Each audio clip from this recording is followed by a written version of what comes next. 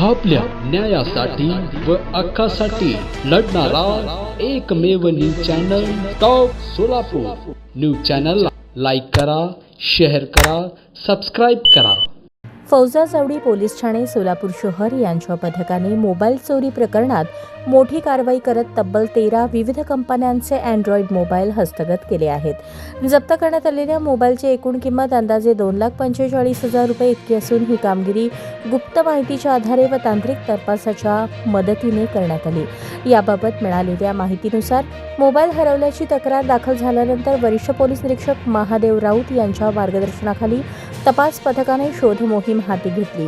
Police उपनिरीक्षक संजय क्षीरसागर यांच्या नेतृत्वाखालील पथकाने तांत्रिक विश्लेषण, IMEI नंबर ट्रॅकिंग व गुप्त बातमीदारांच्या मदतीने संशयितांपर्यंत पोहोचून मोबाईल जप्त केले। जप्त करण्यात आलेले मोबाईल सोलापूर शहर व परिसरातून चोरीस गेले होते।